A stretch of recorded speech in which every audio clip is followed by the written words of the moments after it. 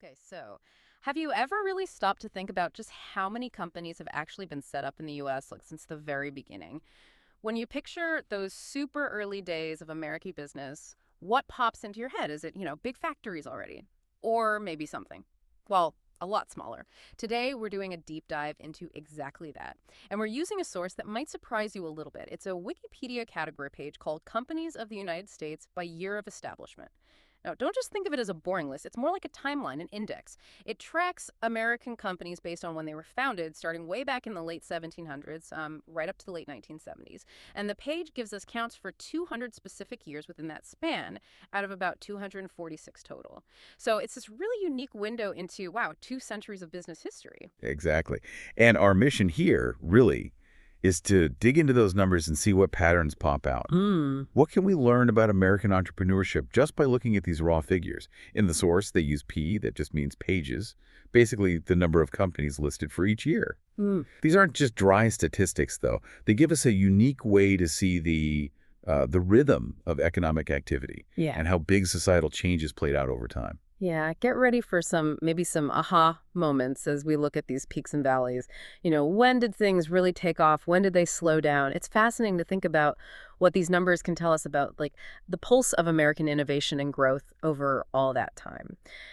Okay, so let's dive in right at the beginning of this data set, just after the Revolutionary War. I mean, when you look at those first decades, it's remarkably quiet, isn't It it? really is very sparse. Like 1779, just one single company listed. Then 1781, another one. 1782, still just one.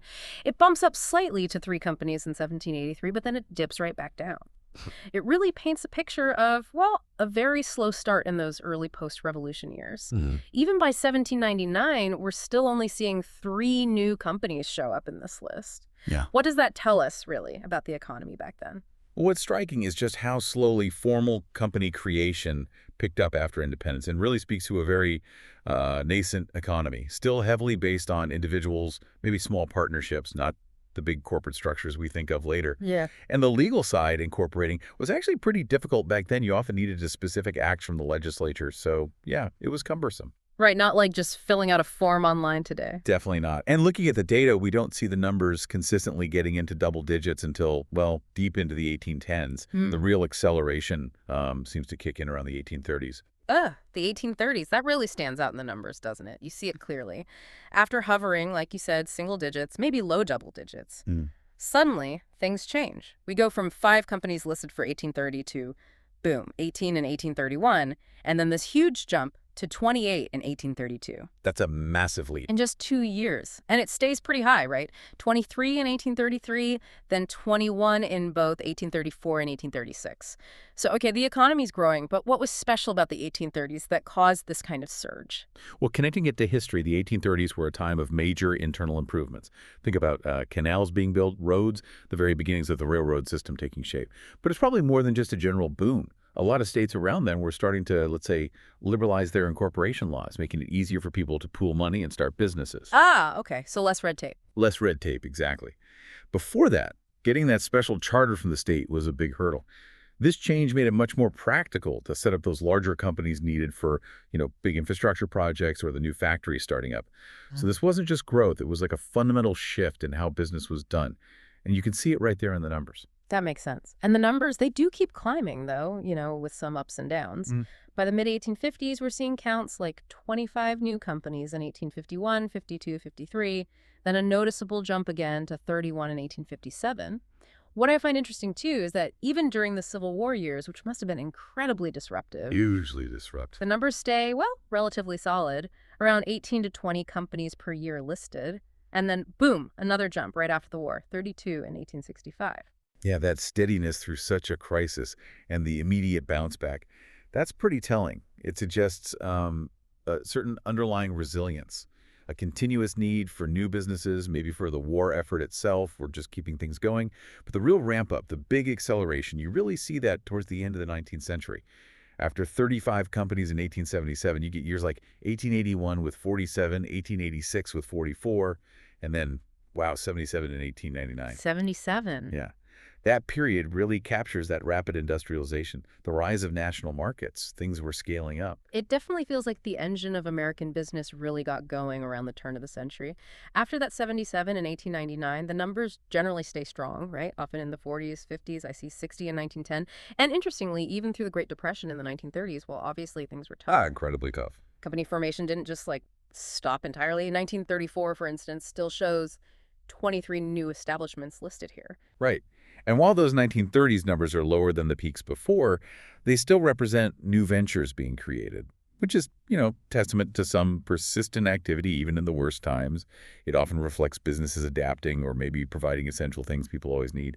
But the next really big turning point you see in this data is clearly after World War II. Oh, yeah.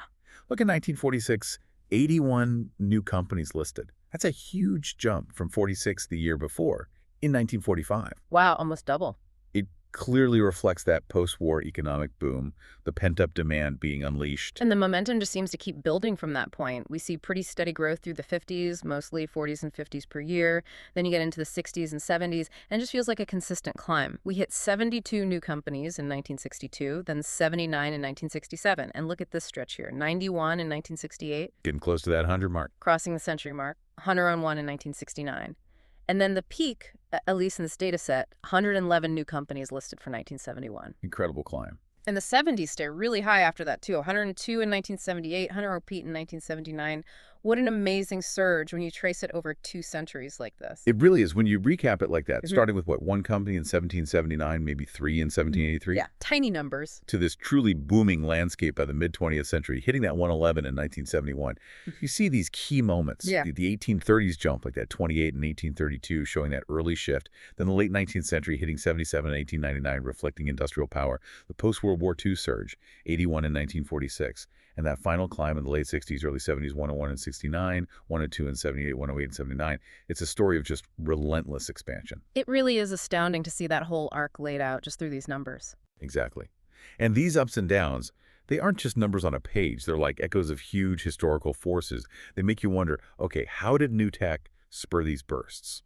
Or maybe specific rule changes, like those easier incorporation laws we talked about, or maybe patent laws changing. It gives you this really granular look at how policy, innovation, and just people taking risks all dance together. And it's worth remembering, too, this Wikipedia category probably focuses on companies that became, significant enough to get their own page. Right, the ones that lasted or made a big impact. Yeah, so maybe we're seeing the trend for the larger, more formal businesses, not necessarily every single tiny shop that opened and closed. Yeah. But it still shows a powerful trend. So thinking about this, what does it come for you listening?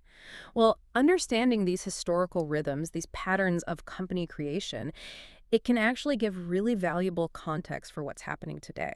It helps us see that, today's startup scene with all its speed and digital focus, it didn't just appear out of nowhere. It's standing on the shoulders of centuries of American business constantly changing and adapting. Which leads to a really interesting thought, doesn't it? What does this incredible 2-century-long surge tell us about the spirit of American enterprise? Yeah. Is it something enduring? And how does that history continue to shape the opportunities and, the challenges we face right now? And maybe one last thing to chew on.